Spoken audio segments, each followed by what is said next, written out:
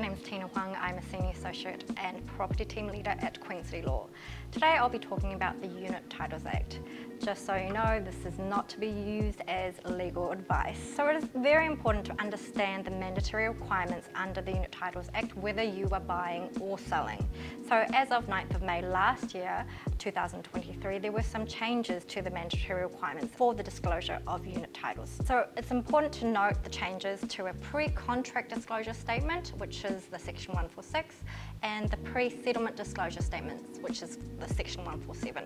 The changes to the Section 146 pre-contract disclosure was huge because previously the pre-contract disclosure statements used to be about 2 pages and they would be prepared and signed by the vendor or the agent and not contain much information. Now they are so complicated that it's very difficult for vendors to prepare this on their own. They will need body corporate secretaries to help them at a cost of between $300 to $400. So these contract disclosure statements require information on whether there's any weather tightness issues, whether there's any earthquake prone issues, whether there are any claims involving the body corporate. They have to have financials and minutes for the last 3 years. Notices, AGMs, EGMs, body corporate manager details, and a lot more. They also need to have information on proposed remediations and proposed works for the building for the next 3 years.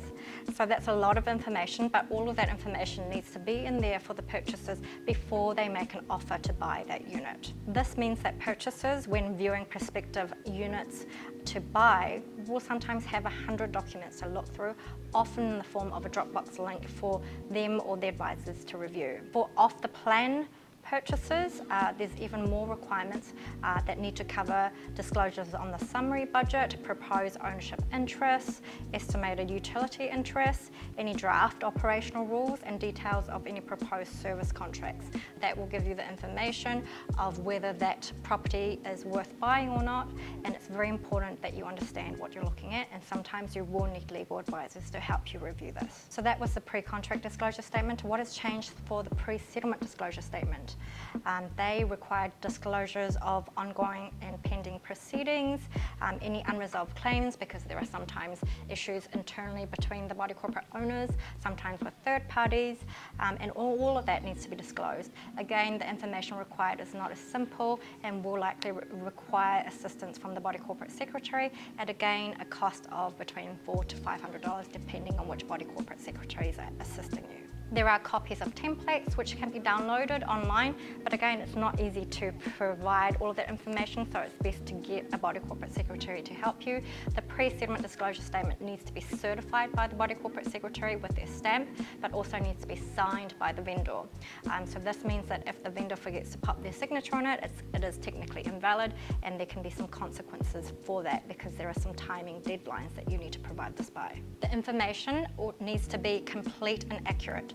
This means that if anything is missing or wrong, it can be challenged, and it gives the purchaser potentially a right to defer settlement or, in worst case, cancel the contract. So failures to provide the complete and accurate information can be fatal. There is some protection under the Unit Titles Act because Section 149A2 says that if the information is generally unavailable, then the vendor has that reason and justification to not being able to provide that information.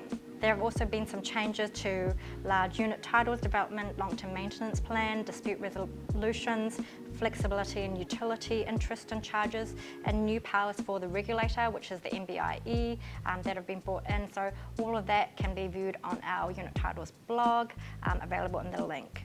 So that was just a recap on the mandatory requirements under the Act. It's very important that you get this right because, like I said, if you do not get this right, it can lead to potential deferring the settlement date or cancellation by the purchaser.